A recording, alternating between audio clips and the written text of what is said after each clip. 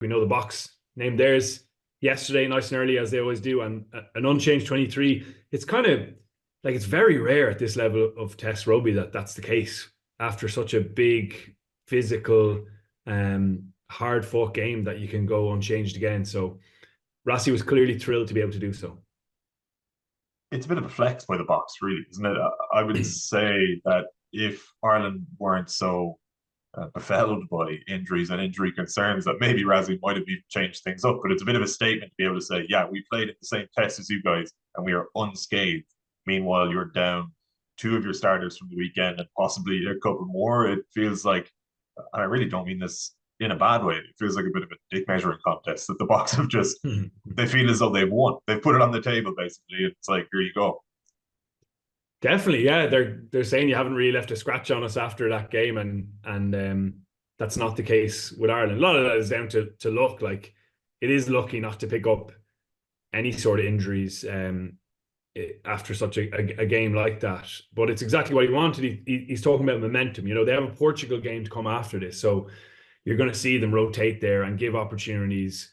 And they are generally good at building depth, and they do that throughout their rugby championship campaigns, even. But it just underlines the importance of this series to them that they want to have exactly the same 23, their frontline 23 of everyone who is actually available. There's some longer term absentees like Damien Willemsen and a few others, including Jean Klein, who aren't available. But aside from that, it's all out to make it 2-0. And Rassi he was up yesterday. I'm sure people noticed maybe they noticed the lack of headlines kind of this time around. There were none of the jibes or the pot stirring or anything really like that. And even like the media were, you always do your best to kind of draw that side out of him probably, but he was kind of unwilling to go there. Apart from telling Matt Williams that he kind of thinks labeling the 6'2" bench dangerous is a little bit silly. But yeah, he was very laid back and he was clearly in relaxed form. And yeah, that probably stems from being able to go with the same really strong 23 that he definitely, and they definitely believe there's a lot more to come from. Like they won the test, they were happy with that. They definitely feel like it shouldn't have been as dramatic a finish, that, you know, those shots off the tee from Pollard, at least two of them should have gone over, that they just could have controlled it a little bit better when they got in front. And that's credit to Ireland for clinging in, as we discussed on Monday. It speaks volumes of their resilience and their fight and their just refusal always to go away. But the Boks certainly feel like there's a bigger performance coming this weekend. And when you look at it, unchanged 23 compared to Ireland, who are, you know, some players are definitely going to be running on fumes at this stage of the season and will have to really, really work hard to just generate the energy and the focus needed for a game like this. I don't know, just yesterday it gave me a little bit of an ominous feeling about what's ahead. And then I watched back again yesterday evening, and I think there's so much there for Ireland as well that they can point to as good, both good stuff they did in attack, but also chances that they missed, and just with a little bit more accuracy that they could have done even more damage to the Springboks. So both camps have a similar mindset around thinking that there's a lot more to come. We know that Dan Sheehan is out. We know that Gavan Casey is out. Have there been any updates or any indication at all about Andrew Porter, Robbie Henshaw, Jamie Osborne, James Lowe, and their prospective fitness for Saturday?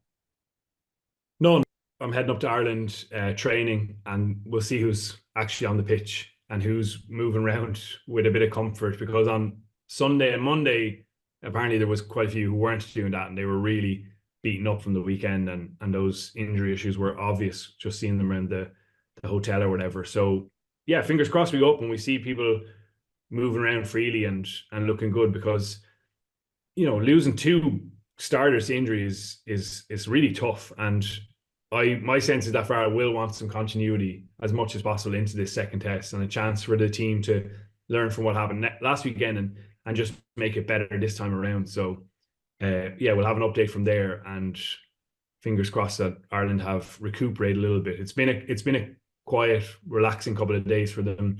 Saw a few of them around town yesterday, just chilling out, having coffee, spending time together. And as I say, it's the perfect place for that. Like the Indian Ocean is rolling in. The locals are really friendly, but it seems like they're just not over the top in approaching the players and leaving them have a bit of space. Even the Springboks team hotel, you can just kind of wander all areas, but people don't. They just leave them be, and it's a very friendly atmosphere. So this is an ideal place when you've had a battered and bruised squad from a big game to come, and hopefully Ireland will be in good spirits now today and tomorrow, and roll into the weekend. It felt like a cathartic victory for South Africa on Saturday. And I know we've had a little bit of fun as to who thinks of whom more between Ireland and South Africa, but it definitely felt as though there was a monkey on their back, not one of the little fellas running around you guys, but just that spectre of Ireland looming that, again, as we've said countless times, they are the best team in the world. They are back-to-back world champions, but this was the one team under Razzie who they had beat. It was a box to check in order to crown themselves undisputed champions, if you like to use the boxing terminology. Do you get that sense from the people, as maybe not to put too fine a point in it, but has a weight been lifted to an extent, being around the box, being around South African people, that they have gotten this one done? Definitely. And there's, like, Razzie's energy just spoke of that as well. There's that unease is shaken. I mean, maybe they'll start doing stuff now in the next couple of days, but there's been none of the social media. There hasn't been the hype video.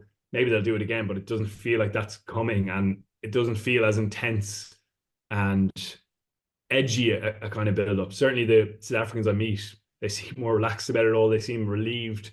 Their pride is intact, and they know that they're the best team in the world, and they've proven that. And maybe that's a good thing for Ireland, that the ferocity of the mindset the box had in the build up, and we knew it. There was so many different kind of flashpoints in the media of it, and you could see it in their demeanor. That's probably dissipated a little bit. The worry is that more relaxed team in good conditions can do a little bit more damage. It was like intriguing to me that Bongi and Mbambi took the opportunity yesterday to call for a fair contest, fair competition at the scrum. Reminded the referee Carl Dixon to look out for some of the tricks that Ireland play. They weren't happy with just a scrum penalty try. He felt that the early go forward that Ireland got at the scrum obviously wasn't completely justified or fair. So they definitely still have an edge to them, and they always will have that. But I think you're right. Like, people are just more chilled out. It's been even more enjoyable to be around South African people. They're even happier to have us here this week because they've got that, definitely that monkey off their backs, and they've made a move towards leveling up the record against Ireland.